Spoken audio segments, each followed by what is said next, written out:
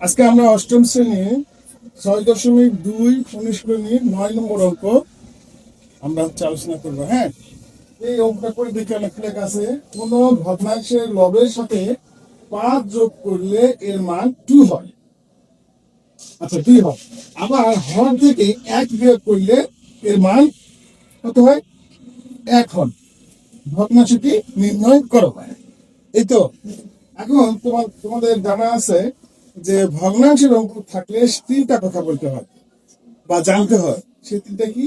একটা হলো লব, আরেকটা হলো হর, আরেকটা কি? ভগ্নাংশ। কি তাহলে এই অঙ্কটা যখন আমরা করবো তখন কি লিখবো? 9 নং প্রশ্নের সমাধান, তাই না? 9 নং প্রশ্নের সমাধান। আচ্ছা আচ্ছা, তাহলে প্রথমে কি লিখবো বলো তো? মনে করি কি লিখতে হবে বলো? লব। কার লব? ভগ্নাংশ কি? লব কি দেবা? এক্স। আর ভগ্নাংশটির হর কি দেবা? ওয়াই। ওকে, ভগ্নাংশটি লব বাই হর, তাহলে লব থেকে হর হতে বাই। লেখা শেষ। এই 3টা কথা তোমাদের লিখতে হবে। আচ্ছা ঠিক আছে, তোমরা লেখো এটা। এখন আমরা দেখবো এইখানে দাগ করবো। এই যে প্রশ্নবোধক চিহ্ন আছে, হয় পর্যন্ত আমরা সুন্দর করে পড়বো। কোন ভগ্নাংশের লবের সাথে 5 যোগ করলে, তার মানে কি? এটা একটা শর্ত। কি শর্ত? প্রথম শর্তে বা শর্তে এই যে ভগ্নাংশটি এক্স বাই ওয়াই, এই ভগ্নাংশের লবের সাথে 5 যোগ, তার মানে এখানে +5, তাই তো? +5 যোগ করলে থাকবে, ফল থাকলে তখন কিছু দিতে হয়, সমান দিতে হবে। দেখতে 2, এই হলো 2। এখন আমরা এখানে সমাধান করবো। কিভাবে করবো দেখো।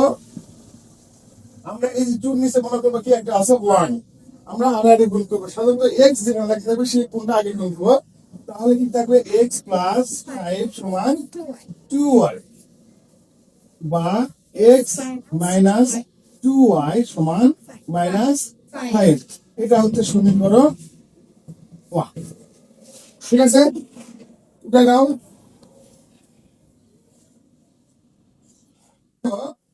আবার লেখা আছে, আবার লেখা অর্থ হচ্ছে দ্বিতীয় শর্ত।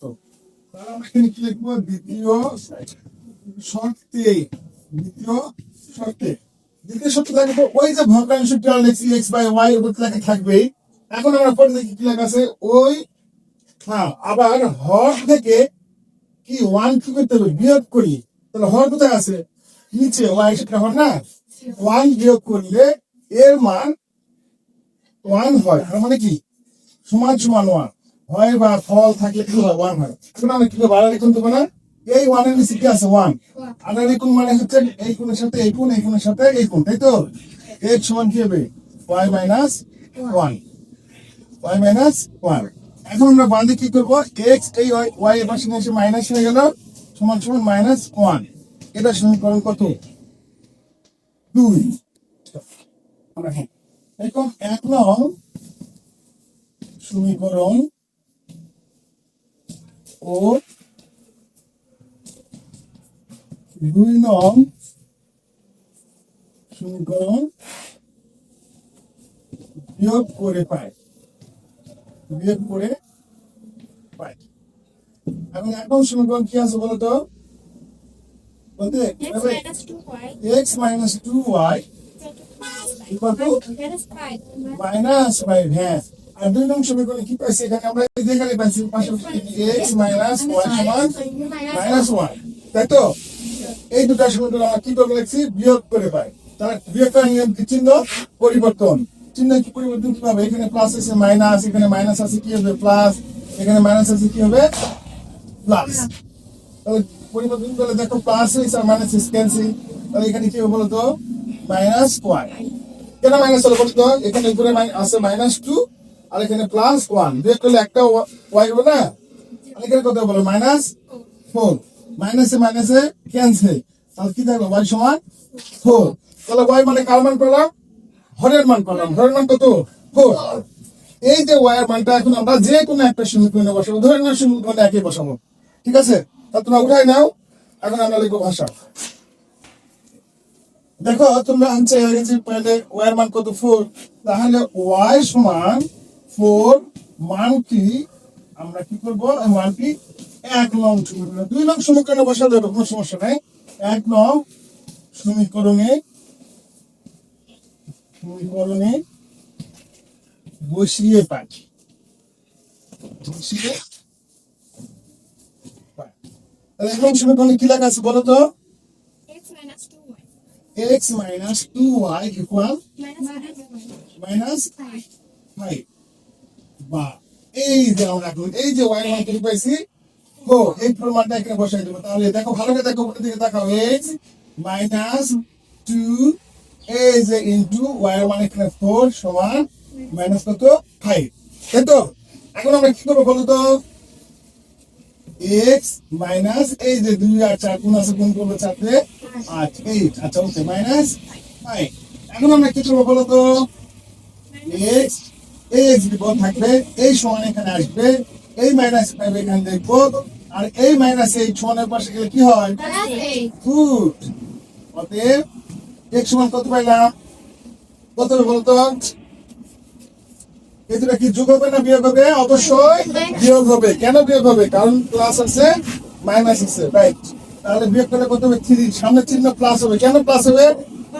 বড় সংখ্যা, গুড, বড় সংখ্যার সামনে, হ্যাঁ এইটা আছে। তাহলে অতএব x এর মান কত পেলাম? 3। কিন্তু আমাদের অঙ্কে চাইছি বলতে ভগ্নাংশটি নির্ণয় করো, কি বলছে? তাহলে আমরা দেখবো অতএব ভগ্নাংশটি x বাই y সমান সমান, এখন বলো তো x এর মান কত? 3, y এর মান কত পাইছি? 4, এই যে ভগ্নাংশ 3 বাই 4, এটাই আনসার। এখন আমি লাস্টে আরো একটা কথা বলি দেখ তোমাদের। এখন তোমরা যখন পরীক্ষা এক্সাম দিবে তখন তো বইয়ের হুবহু অঙ্ক দিবে না, এই অঙ্কগুলো যে তোমাকে অপরাধ শিখেছি। এখন বিষয়টা হলো, হ্যাঁ তোমরা বানাতে পারো, 5 এর জায়গায় 7 দিবা, 2 এর জায়গায় মনে করো 3 দিবা, ওখানে বেঞ্চ দিলে যাই একটা দিবা, দিয়ে হয়তো একটু রেজাল্ট আসবে, যেটা একটু আসবে। তো এর উপরে চেষ্টা করতে হবে। এটাই যদি আমি ভালো করে না বুঝি তাহলে অন্য অঙ্ক বানা কেমনে পাবো? তাহলে এই বুকগুলা কি করতে হবে? তোমাকে বারবার দেখতে হবে, করতে হবে, এবং খাতায় কি করতে হবে? রিভিশন দিতে হবে, দেখতে হবে, তাহলে ইনশাআল্লাহ ভালো হবে। ঠিক আছে? তাহলে তোমাকে বুঝতে পারছো? কোনো সমস্যা?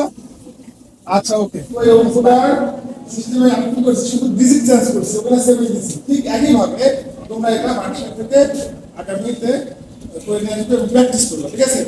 দেখি কে কিরকম পারো। হ্যাঁ ওকে, আল্লাহ হাফেজ।